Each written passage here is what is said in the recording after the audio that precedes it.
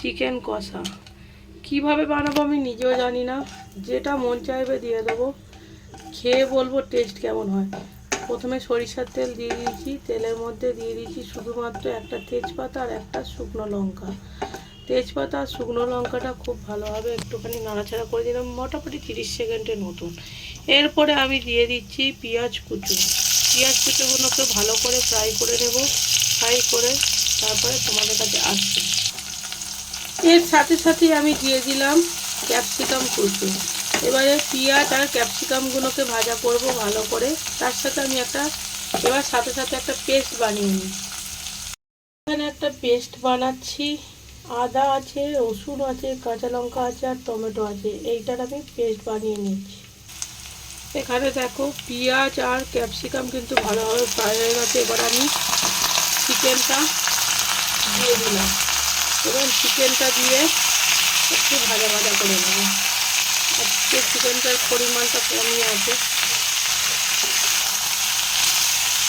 দিয়ে হালকা ভাজা ভাজা করে নিই। একটু সামান্য খালি কালারটা চেঞ্জ হয়ে যাক, তারপরে দেবো। এর সাথে সাথে আমি কিন্তু আলুগুলোও দিয়ে দিচ্ছি। আলুও বেশি ভাজা করবো না, একদম হালকা ভাজা হবে।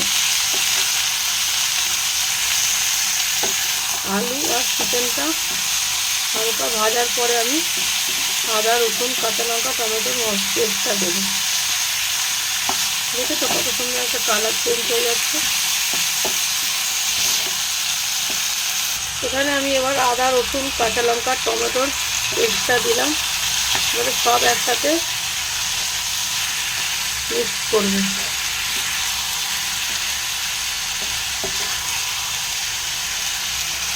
আমি কিন্তু এবারে আস্তে আস্তে মশলা ধোয়ার বাটির জলটা দেবো, না হলে কিন্তু তলায় লেগে যাচ্ছে, মশলাটা পুড়ে যাওয়ার চান্স আছে। আমি এবারে জলটা দিলাম, জলটা দেওয়ার পরে একটু গুঁড়ো মশলাগুলো দেবো।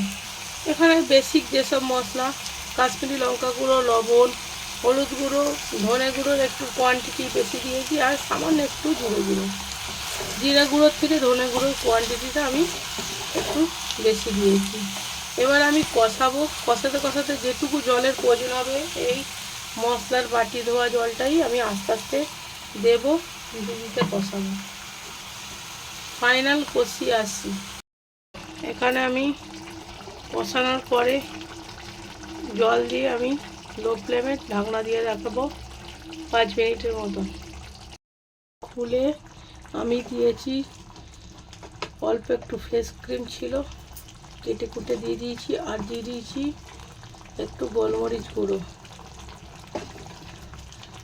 আমি কিন্তু মশলার বাটি ধুয়েই যেটুকু জল দিয়েছি, এক্সট্রা কোনো জল দিইনি।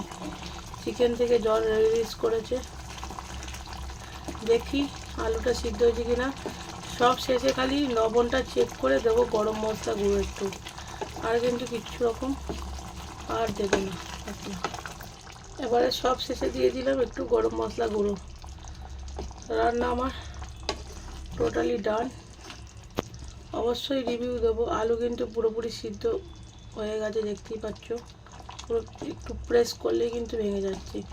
চিকেনও কিন্তু খুব সুন্দরভাবে সিদ্ধ হয়ে গেছে, খুলে খুলে যাচ্ছে। খালি লবণটা একটু চেক করে নিই, তারপরে গ্যাস অফ করে দেবো। অবশ্যই রিভিউ দেওয়ার পালা, রিভিউ তো দেবই। আর কালারটা জাস্ট এসেছে দেখো, জাস্ট ফাটাফাটি কালার এসেছে। বাইরে ঝিরিঝিরি বৃষ্টি, আর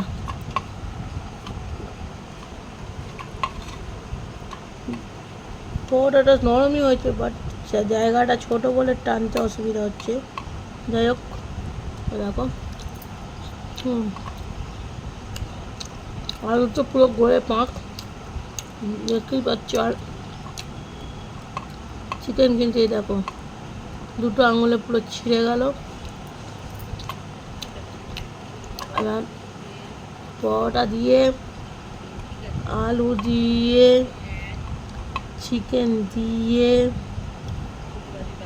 একটা মন চাই জিন্দেগি বাইট। এটা চলো। টাটা বাই বাই, ভালো থেকো, সুস্থ থেকো, হাসি খুশি থেকো। আর নতুন বন্ধু পুরানো বন্ধু সকলকে অনেক অনেক ভালোবাসা। নতুন বন্ধুরা প্লিজ চ্যানেল সাবস্ক্রাইব করো। আর খাওয়া দাওয়া বছর মন চায় জিন্দেগি, এটা হচ্ছে মন চায় জিন্দেগি বাই, টাটা।